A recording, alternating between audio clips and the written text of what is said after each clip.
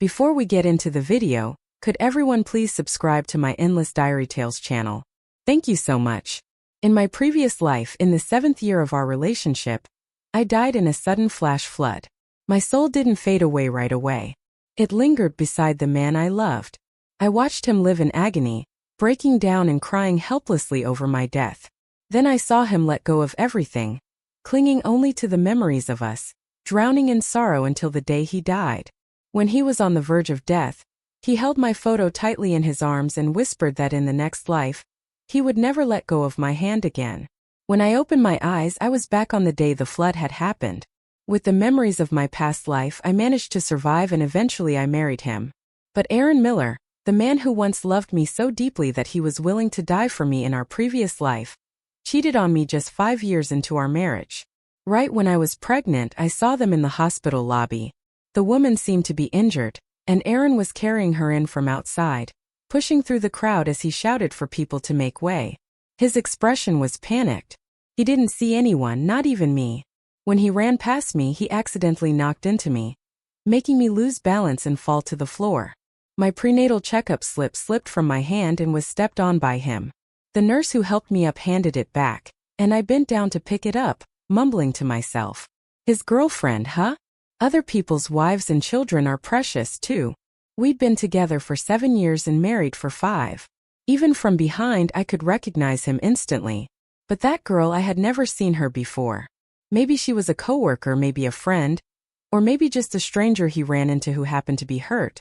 At least in that moment, I still believed he loved me.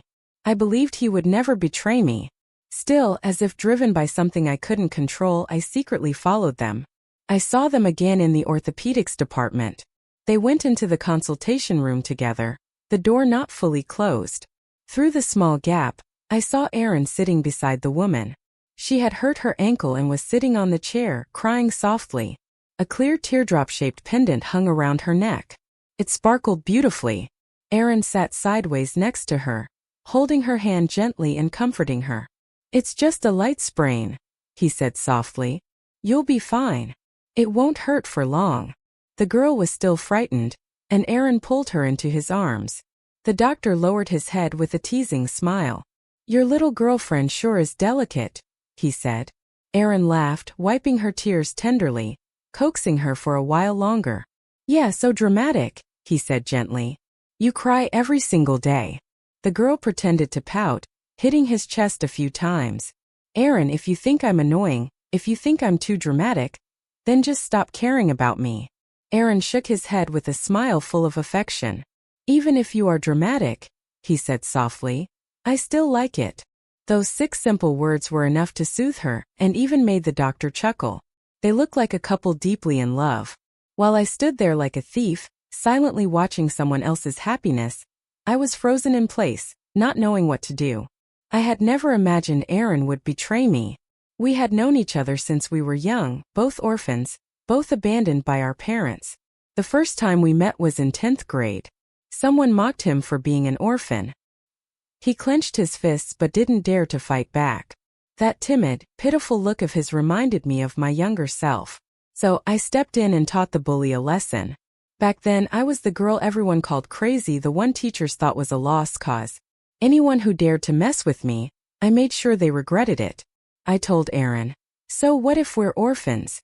The director's wife is our family, and the other kids in the orphanage are our brothers and sisters. We've never had to feel inferior.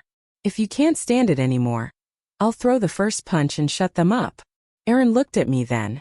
He had probably never seen a girl as fierce as me. He stood frozen for a long moment before finally curling his fists and swinging them twice in the air, asking me if that was how he should throw a punch. I laughed and said, "If you don't know how to fight, just come to me.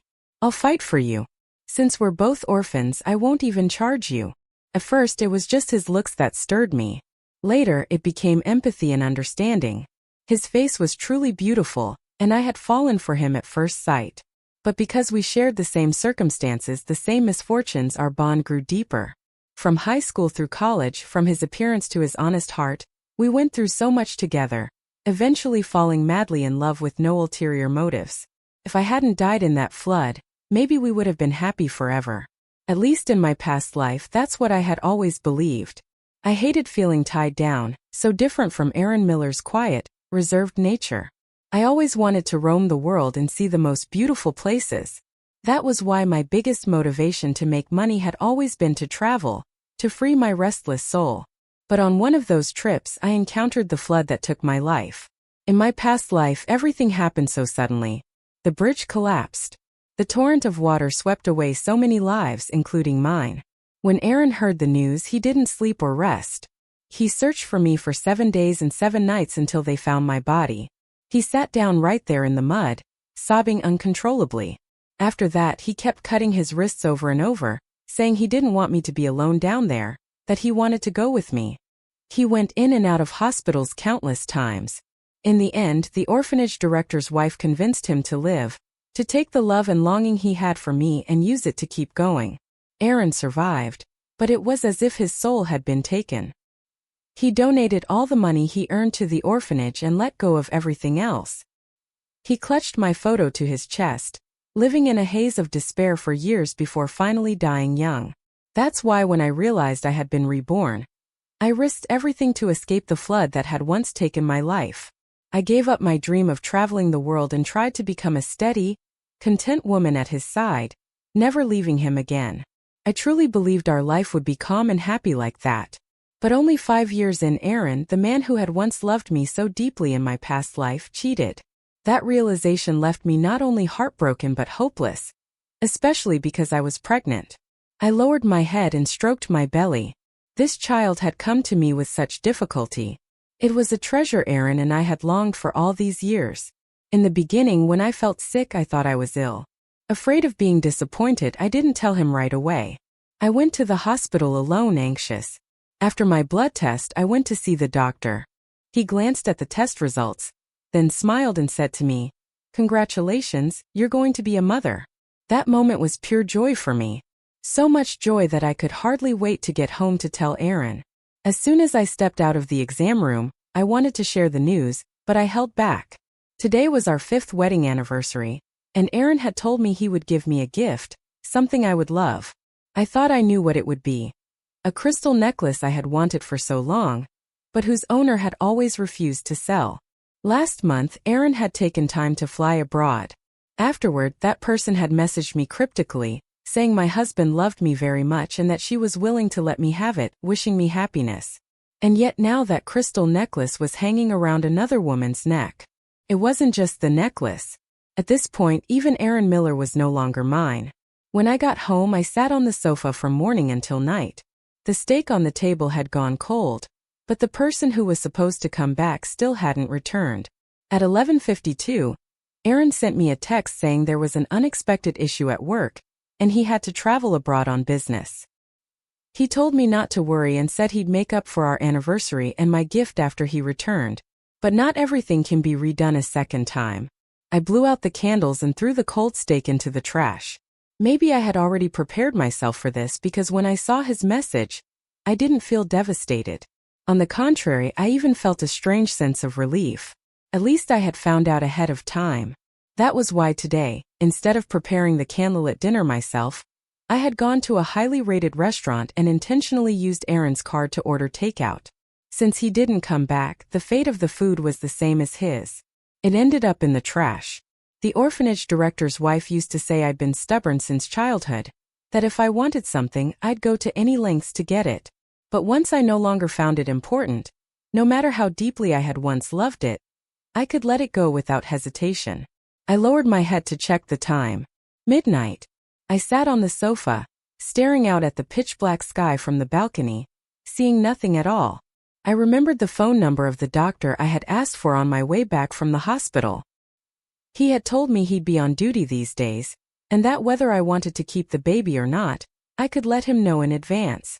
I texted him asking if, should I decide to terminate the pregnancy soon, he could arrange the procedure for me. The doctor replied quickly, saying that if I had made up my mind and the examination showed no other problems, the earliest appointment for the procedure could be scheduled for Tuesday next week. If I had thought it through, I should come to the hospital and find him. I lowered my head and stroked my belly. "Baby, please forgive me," I whispered. "If there's no happy family waiting for you, Then it's better for you to leave early and find another set of parents. At least you won't have to suffer from not being fully loved. Before I could even go through with the procedure, I received an invitation from my old school. Aaron and I hadn't gone to the same college. We'd been in the same city, but on opposite ends, only able to meet on weekends. Every time he came, he would bring me green grape sponge cake and I would buy him osmanthus-flavored milk tea, the school's specialty. Aaron had always been a little picky. He liked his milk tea very sweet, hated strong wind and harsh sun, and couldn't stand any hardship. That's why I could never forget how, when he found out I'd gone missing that year, he dug with his bare hands for 7 days and 7 nights, his 10 fingers raw and bleeding, mixing with the mud. A pitiful sight. My chest ached just thinking about it because the Aaron in my memories had truly loved me. But now this relationship was beyond saving. I accepted the invitation from the school, but I hadn't expected to see them again there. After I finished my speech on stage, that same woman stood up, took a microphone and asked me a question. "Miss Thomas, hello," she said. "I'm a third-year journalism student. My name is Emily Carter. The question I want to ask today isn't really related to the topic. I don't know if you're still willing to answer." I nodded, seeing the provocation in her eyes, so she knew exactly who I was. Emily smiled. "I heard you used to be a famous reporter," she said. "But later you gave it up for love and family. You've been married for 5 years. Are you happy? Are you afraid of being betrayed after 7 years?" I gripped the microphone tightly, forcing myself to stay composed. Back in school, I had been a fearless, hot-headed girl, afraid of neither heaven nor earth. But after dying once and coming back to life, after witnessing Aaron Miller's grief over my death, I made a decision to put away all my sharp edges and become a gentle, understanding woman. Yet, that didn't mean I would stay silent when someone tried to provoke me. I smiled and replied, "Love is never something you can be certain about. As for the 7-year betrayal you mentioned, I've always believed that a man who truly takes responsibility for his family would never cheat. But if that day really came, I could only say he and that mistress deserve each other."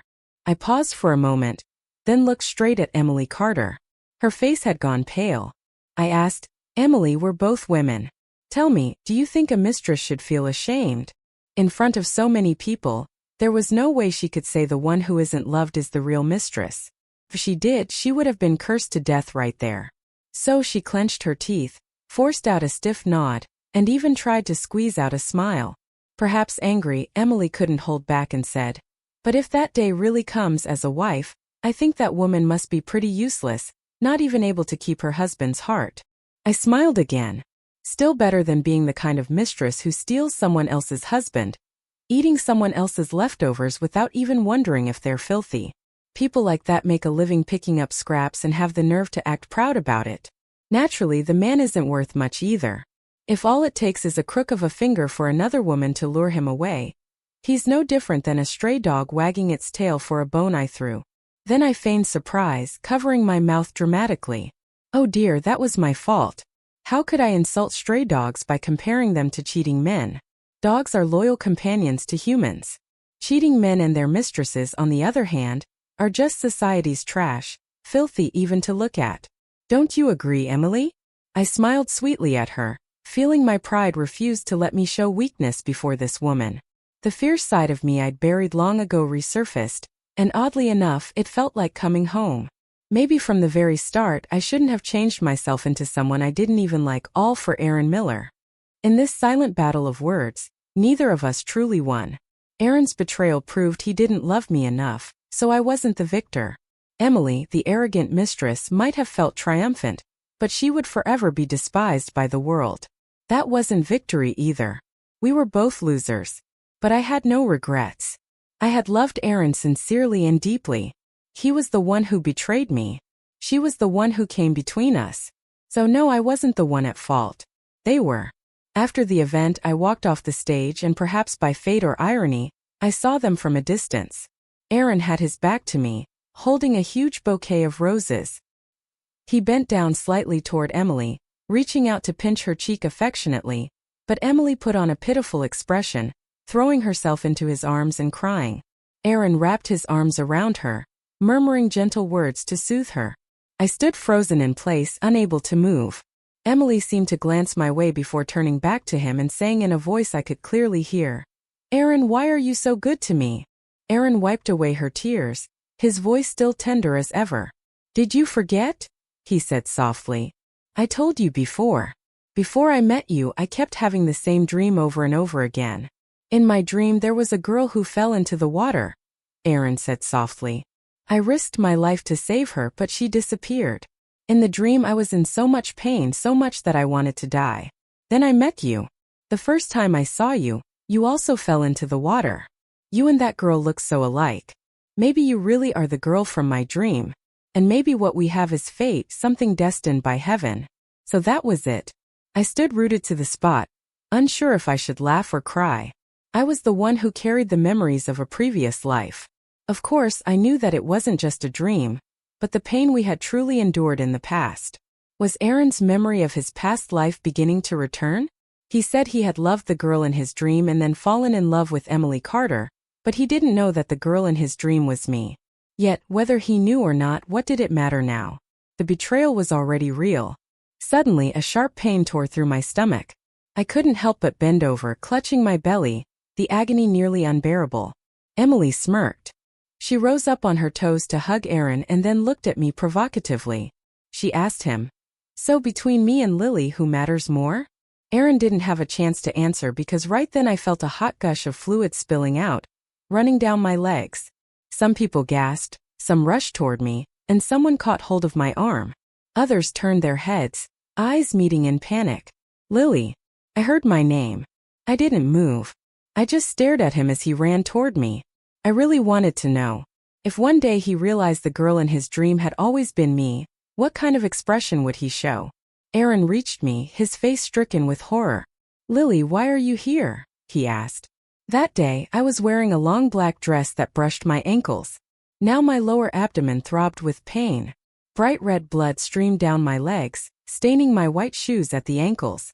Students passing by saw the scene and couldn't hold back a cry. Aaron, though, had only turned at the sound and caught sight of me by chance. He didn't even see I was bleeding. His eyes were full of panic, darting back and forth between me and Emily. "Lily, this is a misunderstanding, really. Today he began.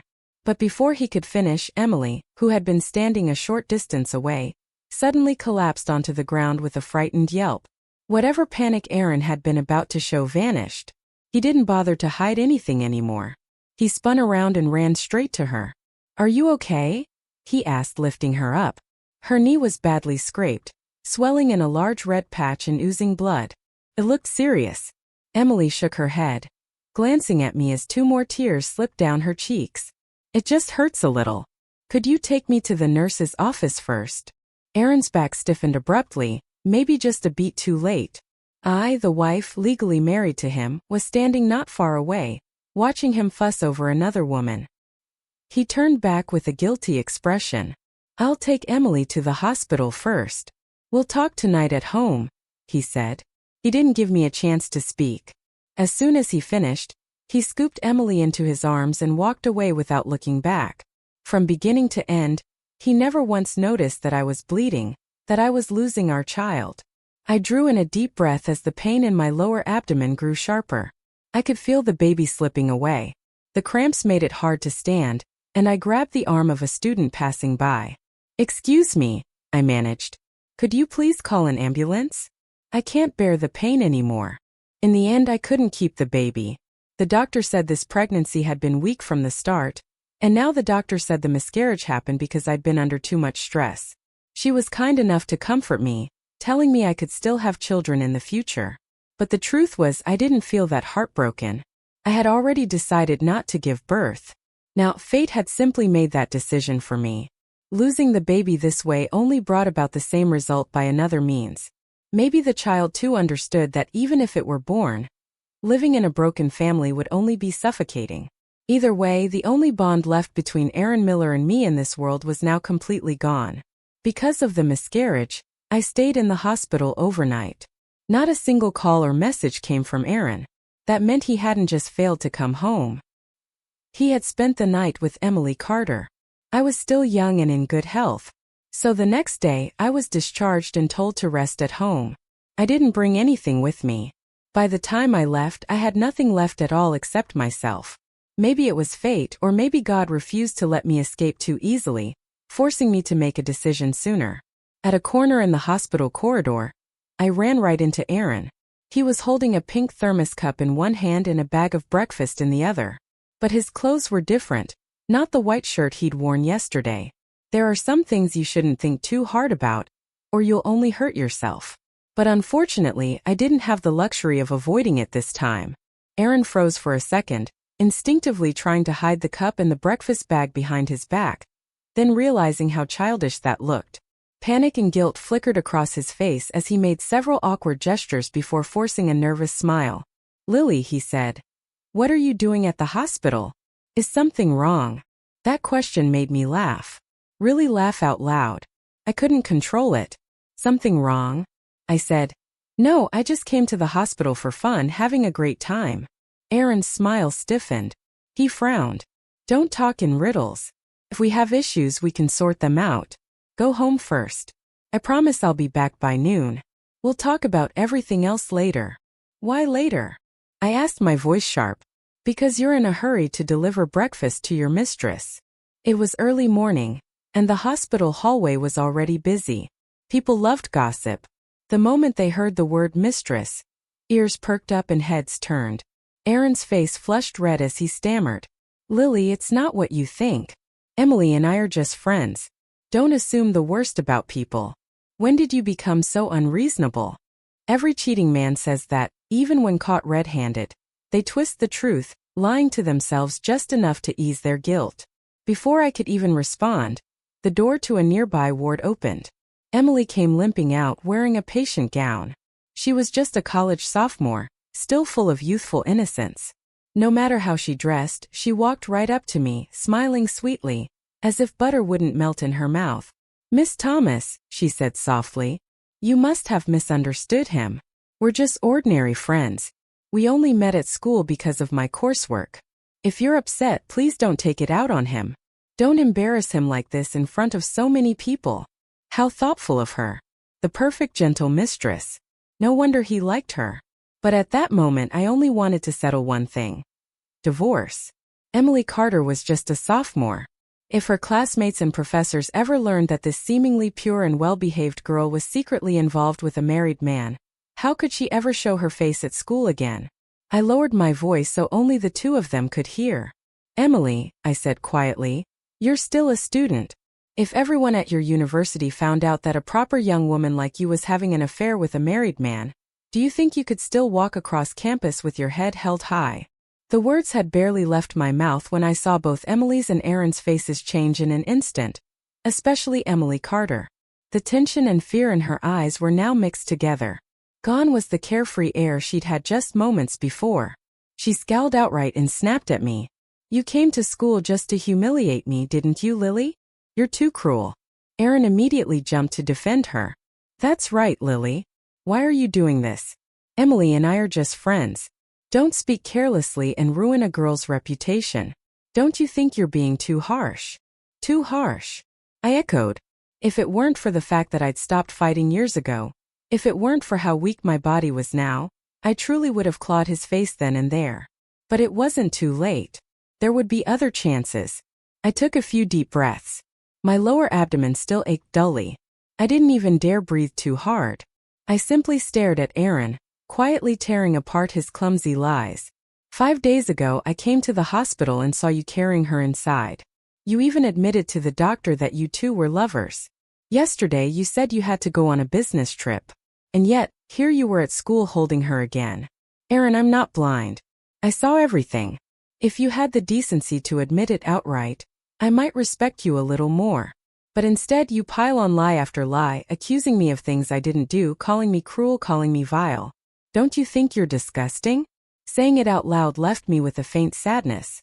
This man who had once loved me so deeply, who would have died for me, who had sunk into despair over me for a lifetime.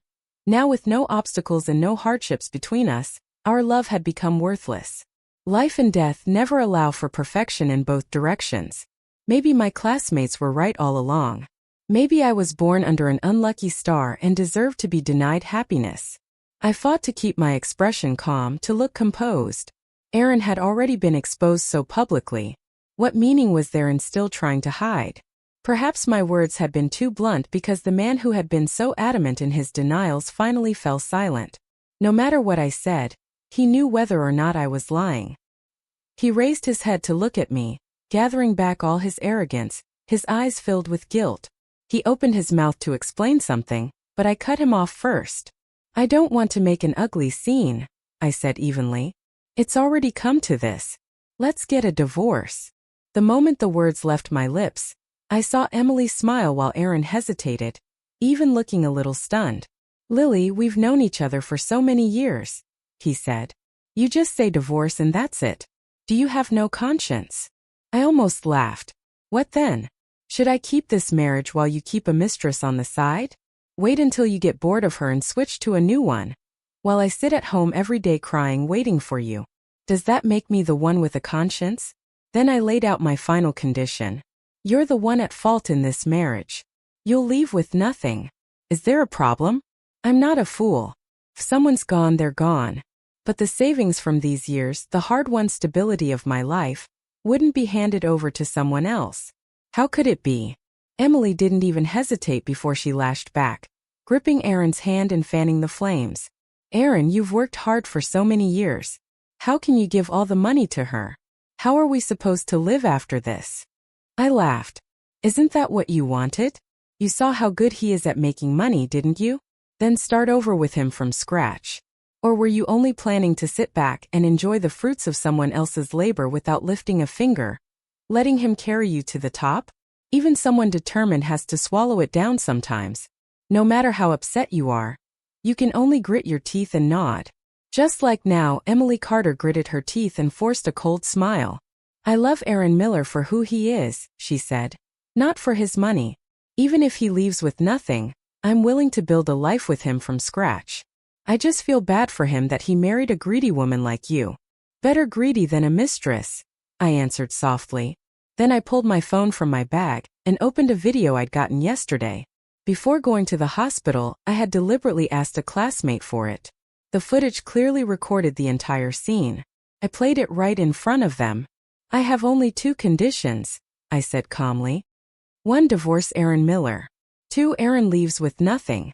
If you can't agree to these 2 conditions, I can't say where this video will end up. Backed into a corner, Emily lost control and lunged for my phone. But I was faster, pulling it back out of reach. If you've done something, then be prepared to face the consequences, I said. Don't think you can just make excuses later. We all studied journalism. We all know how terrifying public opinion can be. And between the 2 of you, you both know very well whether you've done something immoral or not. This wasn't a threat. It was just reality. The fault was theirs. With the video in my hand, Aaron could only compromise for Emily's reputation. If nothing else, he had no choice but to go with me to the civil office to register the divorce. As expected, there was a 30-day reflection period before the divorce would be finalized. Aaron, I told him flatly, I don't care if you wander the streets or move into another woman's house. From today, the home we shared is mine and has nothing to do with you. In 30 days, we'll divorce. After that, don't ever contact me again. From now on, we're strangers. I don't keep ties with exes. Once I make a clean break, I never look back, not even in death. Aaron didn't respond right away. He glanced toward Emily, still waiting in the car, his eyes complicated. Lily, must you do this? He asked finally, his voice carrying a note of sadness as if I were the one at fault. You're the one who cheated, I said, staring at him. And now you're asking me if I must do this? Don't you see how hypocritical you're being? I would rather he just admitted it outright. He should have said that he had changed, that he loved Emily now, that he was willing to leave with nothing and become a stranger to me. I would have respected him as a man then, at least for not dragging things out. But now all I felt was more disappointment. Maybe that summer when I saw him being bullied, I shouldn't have stepped in. Maybe I had only harmed myself. After parting ways unhappily outside the civil office, I didn't go home. Instead, I booked a hotel room for a month. I even hired a housekeeper. Having just miscarried, even though I was young and healthy, I needed proper care. The hotel allowed cooking, and the housekeeper came on schedule to cook and clean for me 3 times a day. I lay in bed every day, scrolling on my phone, looking at photos of scenery from around the world. My heart, which had long since gone cold, stirred again. If I had never met Aaron Miller, then by now I should have been traveling the world, seeing all the mountains and rivers, not sitting in a room mourning a lost love. Even if I died, I wouldn't have betrayed my ideals. I wouldn't have betrayed myself. Maybe Emily thought that because I'd already asked for a divorce and wasn't clinging anymore, she probably wanted to remind me she still existed. That's why she added me on WeChat. It was a secondary account with no name or photo that revealed who she was, but my instincts told me immediately. The cryptic username, the suggestive tone in her posts, it could only be her. Her status update started on June 24th. His mood isn't great today, but with me by his side he's still smiling. The caption came with a photo, half of her face grinning. On June 25th she posted, "The weather's so beautiful today. I told him to take me to the amusement park. He said he's afraid of heights, but I patted my chest and said I'd protect him. It feels so good to be able to protect the one I love." The picture showed 2 people forming a heart shape on the carousel. June 26. It's drizzling today. We stayed in bed all day watching movies. The attached photo shows a messy bed. June 27th, June 28th. July 24th. Tomorrow everything will be official. After that, it's just us, no one else in the world. The image was a selfie taken on a couch. I took screenshots of all 20-some posts and saved them. But when I reached the last one, my hand froze. I zoomed in on the photo, my heart tightening as I studied the background. The furniture, the lighting, the layout, all unmistakable. Then I laughed low and bitter. That was my house. The home Aaron Miller and I built together. Every tile, every piece of furniture I'd chosen myself. And that couch, the one I used to nap on after long workdays, the one I picked out after visiting 10 stores. Emily Carter was lying on that same couch, sleeping where I once slept. It was disgusting. I clapped a hand over my mouth, stumbling barefoot into the bathroom, retching violently. Nothing came up, just nausea and emptiness. Tomorrow would be the day our divorce became official. I didn't bother texting him beforehand. I simply waited for morning for the final meeting at the Civil Affairs office. Aaron showed up on time. He wore a white shirt, hair neatly styled, clearly prepared in advance. I smiled coldly. All dressed up. Too bad you can't get married and divorced on the same day. My tone was so sharp that a few passers-by turned to look. Aaron pressed his lips together, his eyes following me as I strode toward the office. Just as I was about to go inside, he called out, "Lily." I stopped for half a second. He continued, "I don't want to divorce you." I almost laughed. He betrayed me. And now he didn't want to divorce me. Did he expect to have it all? Aaron hurried toward me, his voice earnest. "We've been together since high school. We've leaned on each other through everything. I really do love you. As for Emily, I don't even know how to explain it to you. It's something deep inside me. A fixation I can't control. If I don't see her, I can't sleep. Can't eat. Lily, you've never felt that kind of helplessness. You don't understand what obsession does to you." "Oh, I understand," I said quietly. I had seen that helplessness in another lifetime. I knew exactly what it meant for him to be consumed by obsession. That was why in this life I had given up everything, my dreams, my freedom, clipping my own wings just to stay by his side. I had tried to give him peace, to become the perfect wife he wanted. And what did I get in return? I closed my eyes for a moment. Maybe a sliver of bitterness still lingered in my heart. The way Aaron spoke of his dreams, of our past life, made everything clearer. More and more details were aligning. It was only a matter of time before he remembered everything. And when that day came, when he finally realized that the woman he loved in his dreams wasn't Emily, but me, and he recalled everything he'd said to me today, I wondered what expression he would wear. Then I was curious. I was waiting for that day. But first I had to stay calm because I still needed to finish this divorce. Once I was free of this legal shell that tied me to him, from now on I would only be myself. The divorce procedure wasn't complicated. Before long, the certificate was in my hand, the proof that I was no longer Aaron Miller's wife. As soon as I walked out of the Civil Affairs office, I got into Aaron's car. He froze, clearly not expecting it. I looked at him and said evenly, I want to go back to the house we used to live in. Didn't you say you wanted to go there, too? Since we've made it clear that all the assets belong to me, that house is obviously mine. But he had taken advantage of my absence to let Emily Carter move in. When he saw that I'd found out, Aaron quickly tried to explain. Emily's been having trouble with her roommate lately. Her place is far away and she's still young. She doesn't have much money. She couldn't afford a hotel.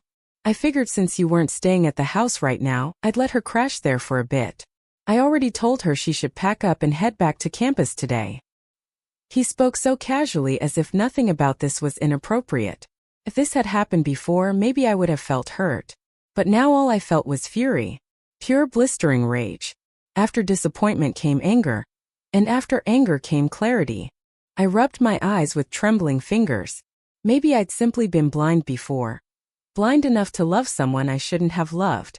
Or maybe being reborn wasn't about getting a second chance to make up for regrets. Maybe it was to show me that between Aaron and me, there was only ever separation and loss, never eternity. Don't force what isn't meant to be. Not anymore. I said nothing. Just quietly followed him back to that house. I couldn't even call it home anymore. When we rang the doorbell, Emily appeared barefoot wearing my pajamas, clutching the stuffed animal I loved most. She ran to the door and said in a soft, playful voice, Aaron, you're back. But she froze the instant she saw me standing behind him. Her smile vanished. What are you doing here? She demanded. According to the divorce agreement, I said calmly, Aaron leaves with nothing. That means this house belongs to me. So by law, you've broken into someone else's property. Emily's eyes filled with tears. She turned to Aaron, feigning fear and helplessness. Aaron, I already called my roommate, but she still refuses to let me come back. I really have nowhere else to go. If I can't stay here for a little longer, I'll end up on the streets. All of Aaron's assets had already been transferred to me. Every shared property now bore my name. He had nothing left. His salary from next month had already been advanced to rent a small apartment somewhere else, but it was nowhere near as comfortable as this house. Emily clearly wanted to prove something to me, as if showing her defiance would somehow prove her worth. Aaron looked at her, conflicted, his expression wavering before he finally turned to me. Lily, he said, I've already given you everything. The house, the money, but right now she doesn't have a place to stay. Can't you just let her stay here for a few more days? Just a few days. Okay, I said immediately without hesitation. My decisiveness startled both of them. They stared at me, confused, waiting for a reaction, but I said nothing more. I simply walked to the bedroom, claiming I needed to collect some important documents, then left calmly under their watchful eyes. After that, I headed straight to Emily Carter's university, the same one I had once attended. I knew the campus well, when the administrative office was busiest, when students would likely pass by. I had brought with me the video from that day along with the hidden camera I had planted in the room. By the time I came back an hour later, I had full footage of them going in and out, hugging, kissing. The evidence was complete. I didn't say a word. I simply held my phone and played the video over and over again. I sat on a chair, silent tears running down my face.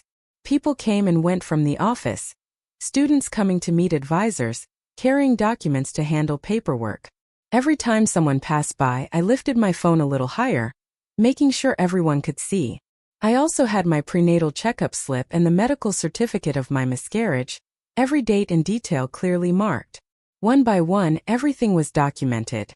Emily Carter would not be wrongly accused of anything. This was exactly what she'd done. By the time I reached the airport, my phone rang. It was Aaron Miller. The moment I answered, I heard him roar into the receiver. Lily, I never thought you'd be such a cruel woman. You clearly promised me that if I left with nothing, you wouldn't release the video. And yet, you went straight to Emily's school, ruining her reputation. You're a woman too. You know how important reputation is to a girl. How could you do this? And you dared to install a camera in the room. That's an invasion of privacy. A violation of mine and Emily's image rights. By law, I could sue you. And more than that, Lily, you've driven Emily to jump into a river to kill herself. Do you understand? If you have any conscience at all, go to her school right now. Explain everything. Tell them it was all just your wild speculation. Clear her name. Otherwise, I'll go to the police. I raised a hand to rub my ear. His yelling was so loud it hurt. Then I said calmly, "You signed the divorce papers yourself. By law, that house belongs to me. So what's wrong with me installing a camera in my own home? You two were the ones who couldn't control yourselves being intimate in my bedroom. I accidentally saw it, so I took it to her teachers to clarify. And another thing, yes, I did promise you both before. I really did break that promise. So what? Call the police, Aaron. Go ahead. Don't tell me you studied all those years and still can't tell right from wrong. If the police get involved, who do you think will be humiliated? I'm sure you know better than I do. In this relationship, I'm not the one at fault. I don't have to take responsibility for your mess." Aaron Miller had completely shattered whatever love he had left in my heart from the past life. So I made another call. "Hello," I said to the courier. "I need to send express packages. Same-day delivery." I had already divided the items into 2 boxes and left them at the station. One package went to Aaron Miller. Inside were 2 documents: the confirmation of pregnancy and the medical record of my miscarriage with dates clearly marked. I was sure he remembered them. The other package, more important, was a USB drive sent to one of Aaron's competitors in his industry. Then I turned off my phone, picked up my luggage and went to another city. I had thought about it for a long time. The reason Aaron and I had become so deeply entangled was the flood all those years ago.